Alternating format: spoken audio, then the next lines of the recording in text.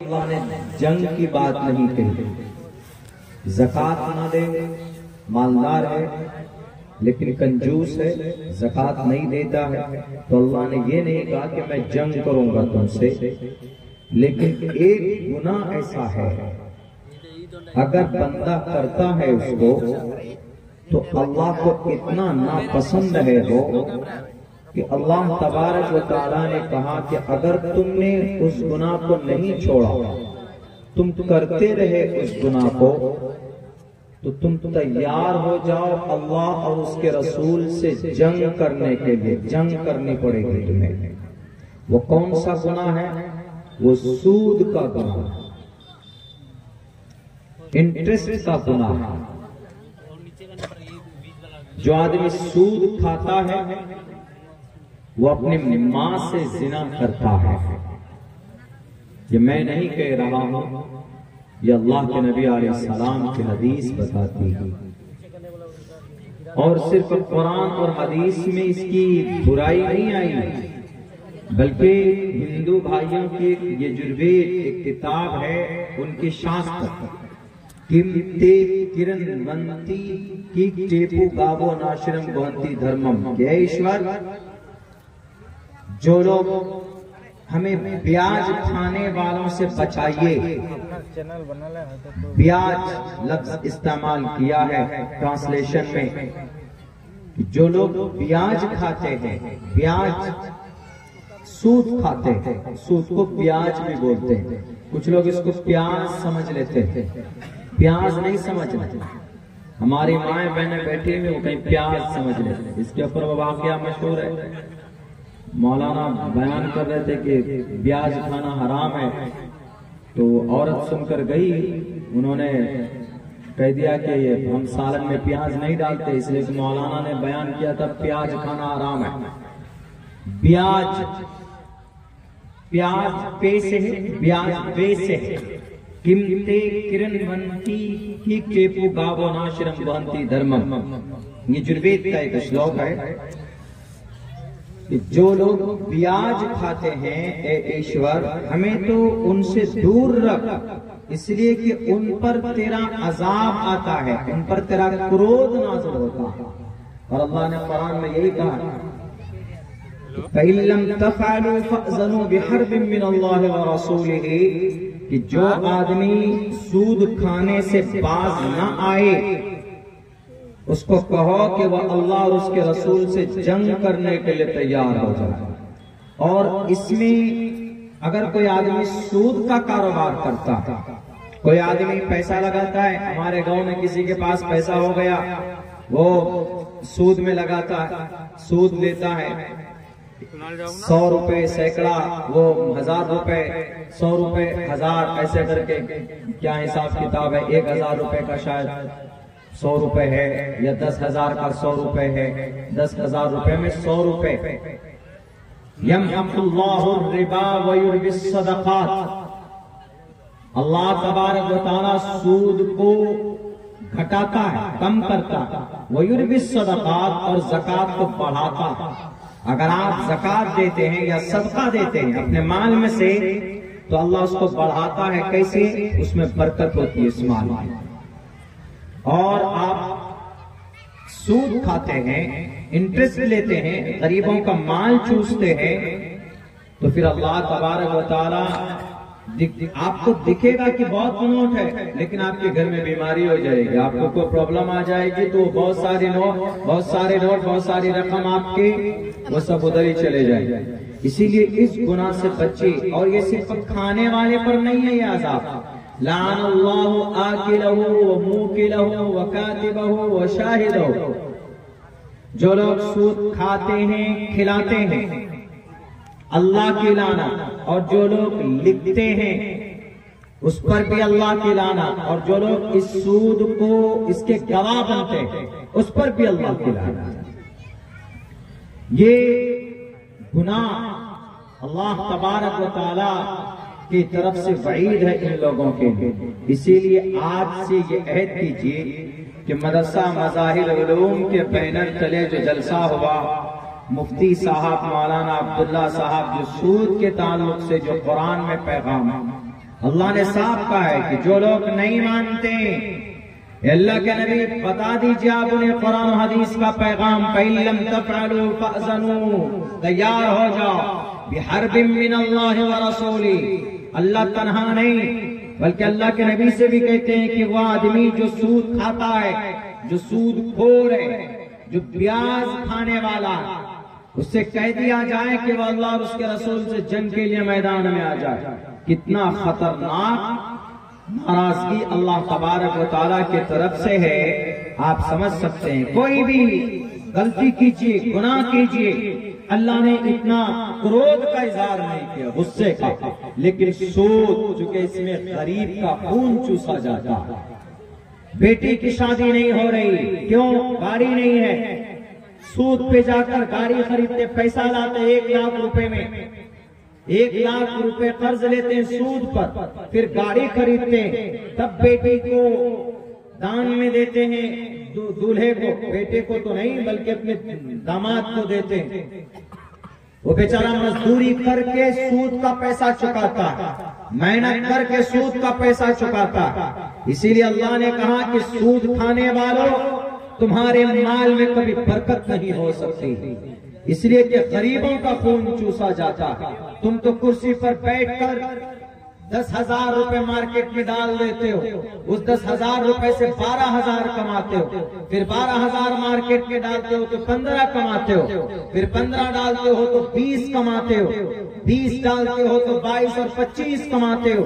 ये फोकट की मेहनत, फ्री में कमाई, पैसा कमाना इतना शॉर्टकट नहीं है। आजकल तो बहुत सारी कंपनियां आती, फना कंपनी, इसमें पैसे लगाओ, इसमें पैसे लगाओ और इतने दिन में इतने बन जाएंगे, 10,000 लगाओगे तो तुमको महीने में तुमको 5,000 मिला करेगा। ये सारे बकवास है, खुराफात। इन सब का कोई फाउंडर नहीं होता, कोई जिम्मेदार नहीं होता, सब ऑनलाइन। इन सब चक्करों में बिल्कुल मत पड़िए। मेहनत और मशक्कत करके कोई कारोबार कीजिए, कोई तिजारत कीजिए। तिजारत करने से आदमी कहाँ पहुंच जाता? ये यहूदी इतने ताकतवर कैसे हो? तिजारत करके ताकतवर हो गए ना। इसराइल में जो बैठा हुआ, उनका जो हम लोग प्रोडक्ट यूज करते, एरियल सरफ यूज करते, एरियल सरफ में बेहतर सरफ, सफेद भी नहीं, टाइड भी नहीं, एरियल यूज करते। किन का है ये? मेड इन यहूदी, made in Israel. Lifebuoy साबुन, लक्स साबुन इस्तेमाल करते, मेड इन यहूदी। हम सब पीते, कोका कोला, मिरिंडा, 7अप, स्प्राइट, पेप्सी, कौन किनका बनाया होगा? मेड इन यहूदी।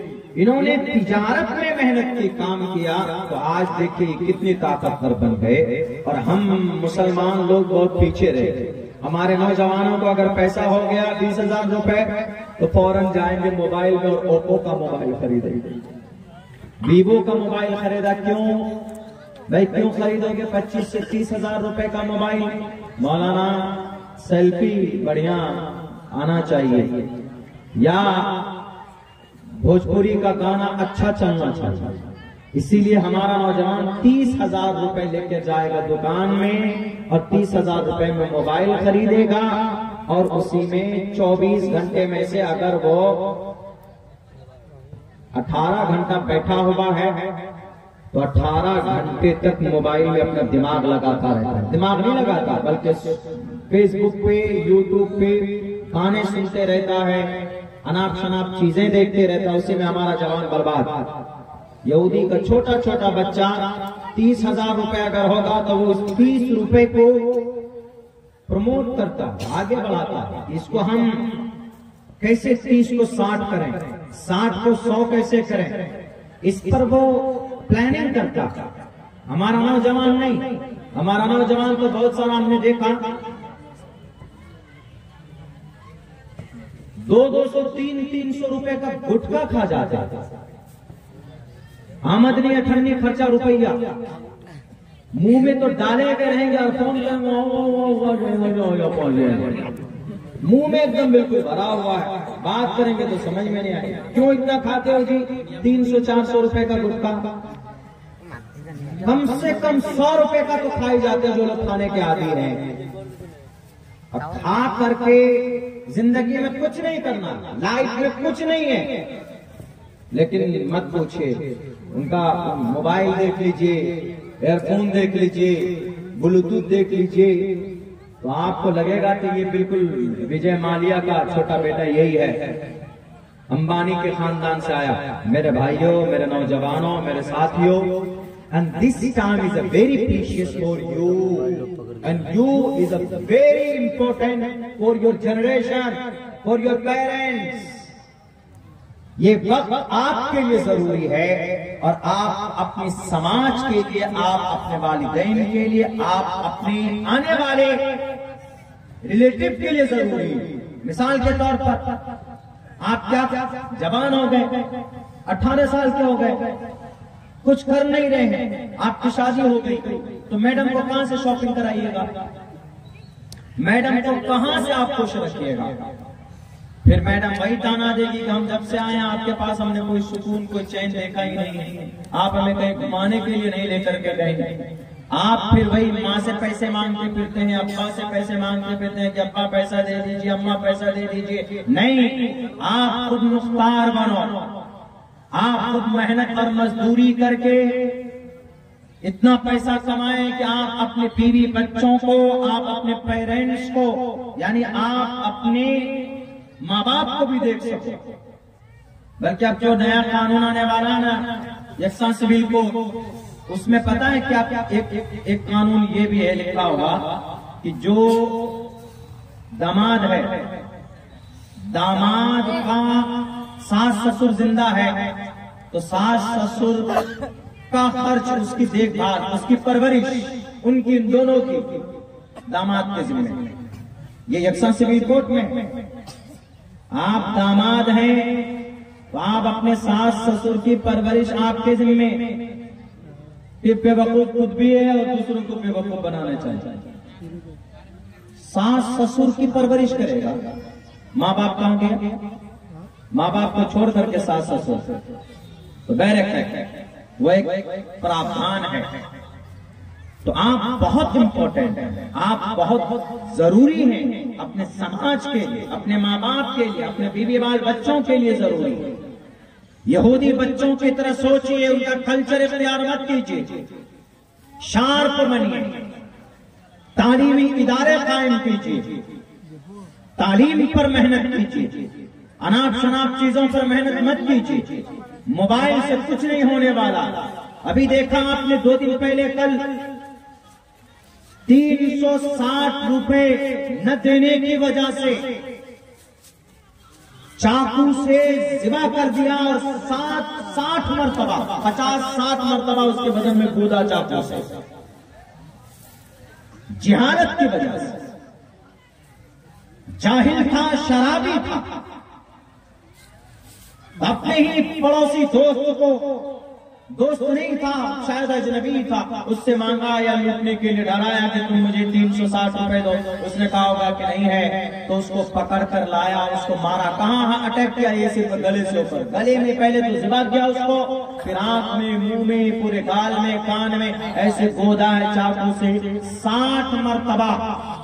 रात 11 बजे दिल्ली के अंदर, वेलकम, वो शायद इलाका, बच्चा पढ़ा लिखा होता, बच्चा बरसरे रोजगार होता, बच्चे के पास पैसे होते, बच्चे के पास source of income of source होता, तो बच्चा कभी भी यह हरकत नहीं कर सकता था। इसीलिए मेरे नौजवानों, मेरे साथियों, जवान फिल्म देखकर आपकी जिंदगी के अंदर इनकलाब नहीं आएगा। पठान फिल्म देखकर आपकी जिंदगी में इनकलाब नहीं आने वाला है। आप वर्ल्ड कप खूब देखें, बहुत, इतना देखे कि आखिर में रोने लग गए। इतना वर्ल्ड कप देखे आप, 19,000 करोड़ का शायद फायदा हुआ बीसीसीआई को, भारत के क्रिकेट बोर्ड को। पैसा मिला खिलाड़ियों को कितना, 7 करोड़। इनको जिन्होंने अच्छे प्रदर्शन किए, हर एक खिलाड़ी को एक मैच में 6 से 7 लाख रुपए मिले, और भी पैसे मिले होंगे, सबको पैसा मिला। सबने आलिशान जिंदगी गुजारने के लिए बंदोबस्त किया सरकार ने। आपको क्या मिला? आपको आखिर में क्या मिला? वक्त आपका गया, टाइम आपका गया, लास्ट में टेंशन आपका गया। बहुत सी जगह तो टीवी उठा के फोड़ दिए लोग गुस्से में आकर। आपका हुआ क्या, मिला क्या? 14,000 रुपए का टिकट मिला है, कम वाला टिकट। कहां है? अहमदाबाद का, स्टेडियम में जाने के लिए। बताइए 14,000 रुपए और टिकट लेकर के गए, वहां से मुंह चुरा करके भागे सबके सब। तो खैर वो एक अलग बात है, वो एक अलग चीज है। आपने देखा अहमदाबाद के स्टेडियम में कितने अंग्रेज देखे आपको? अंग्रेज का कितना बच्चा देखा? मेरे ख्याल से 200 भी नहीं होगा। सब कौन थे? हमारे भारत के युवा, पागल, सब बेवकूफ जमा होने वाले वहां पे। ठीक है, सपोर्टर हैं, अच्छी बात है। हर कोई चाहता है कि उसका देश, उसका मुल्क तरक्की करे, आगे जाए, अच्छी बात है। लेकिन 10-10 घंटे टीवी के सामने बैठकर कोई पूजा कर रहा है, कोई दुआ कर रहा है। मैं उन दुआ करने वालों से कहता हूं कि जो दुआ करते हैं क्रिकेट के टूर्नामेंट में, not allowed to pray for the cricket according to the Islamic शरिया। क्रिकेट की जीत के लिए वो एक जुआ है, सट्टा है, और जुआ हराम है, और हराम काम के लिए दुआ नहीं की जा सकती। घर में बैठकर दुआ कर रहे हैं कि मोहम्मद शमी जिता दे, खुदा है वो जिता देगा। अल्लाह हराम काम में तुम्हारी दुआ को कबूल नहीं करेगा। हराम काम के लिए दुआ करना कुफ्र है, नाजायज और हराम है। वो दुनियावी मामलात है, किसी भी नाजायज और हराम काम के लिए हम दुआ नहीं कर सकते। अब आदमी चोरी करने जा रहा है, आस्तीन चढ़ा लिया, अब जाकर बिस्मिल्लाहिर्रहमानिर्रहीम, अब दरवाजा खोल रहा है। जायज है? नहीं जायज है। बिस्मिल्लाह हर अच्छे काम और नेक काम, हर काम के लिए जो अच्छा हो, या अच्छा ना हो तो कम से कम नाजायज ना हो, हराम ना हो। अब आदमी डाका डालने के लिए जा रहा है, अब आदमी किसी को घोसा मारने जा रहा है, अब वो फूंक करके कह रहा बिस्मिल्लाह, तू चल जबड़े में मार, नोट अलाउड। इसलिए कि किसी को तकलीफ देना जायज नहीं है इस्लाम में। अब बैठ कर दुआ कर रहे, कहीं कहीं कुरान खानी कर रहे बैठ करके कि भाई वर्ल्ड कप इंडिया जीत जा, वर्ल्ड कप जीत जाए इंडिया, हमारे भारत को वर्ल्ड कप खेलना चाहिए। अरे खुद राजनीति का अड्डा बना दिया है वर्ल्ड कप को, भारत के क्रिकेट को। जिन्होंने इस देश को 2-2 वर्ल्ड कप ला करके दिया, उनको दावत ही नहीं। वो फिल्म एक्टर जो कमर हिलाते फिरते, दुनिया के नौजवानों को जिन्होंने बेवकूफ बना के रखा, उन सबको दावत दिया गया। इस देश को 2 कप्तान ने वर्ल्ड कप दिया, कपिल देव ने, महेंद्र सिंह धोनी ने। दोनों थे, मैदान में नहीं थे। बगावत है कि नहीं, असबियत है कि नहीं, रेसलिज्म है कि नहीं। वो सोचता है कि मेरे नाम का स्टेडियम है, मैं जाऊंगा, मंत्र पढ़ दूंगा और फिर जीत कर आ जाऊंगा, हमें किसी की जरूरत नहीं है। गुरूर टूटा है तुम्हारा। जनाब पीएम साहब, प्राइम मिनिस्टर साहब, जिन्होंने देश को गौरवित किया, जिन्होंने देश को सम्मान दिया, जिन्होंने देश को इज्जत दी, सन 2011 में देश को वर्ल्ड कप दिलाया, 1983 या 83 के अंदर में सबसे पहला वर्ल्ड कप मिला। आप उन कप्तान को, उन टीम को नजरअंदाज नहीं कर सकते। अच्छी बात नहीं है, अखलाक के खिलाफ है, मुरुवत के खिलाफ है। मैंने एक अलग बात की हमने बताया आप लोगों को, तो मैं ये पैगाम देना चाहता हूँ। मुझे तो कुछ और बात करनी थी, लेकिन ये कि बीच में ये बातें आ जाती, जुमला मोतरिजा के तौर पर तो बतानी पड़ती, क्योंकि हमारे नौजवानों को आखिर हम कैसे समझाएं, कैसे बताएं कि भाई वर्ल्ड कप में दुआ मत करो, अच्छे काम के लिए दुआ करो। फलस्तीन के अंदर तकरीबन 25-30 हजार मार दिए कि उनके लिए दुआ करो। गजा पट्टी में 6000 बच्चे, कितनी उम्र के, 1 साल से लेकर 5 साल की उम्र के बच्चे 6000 हैं। एक दो बच्चा नहीं, 6000 मासूम बच्चे मां के कोख से फाड़ कर जो बच्चा, जो मां हामिला थी, उनके पेट से निकाल कर उन बच्चों को मारा गया जिनकी उम्र 1 साल है, उन बच्चों को मारा गया। हम इनके लिए कभी दुआ नहीं करते, इनके लिए दुआ करो। आज उन पर 25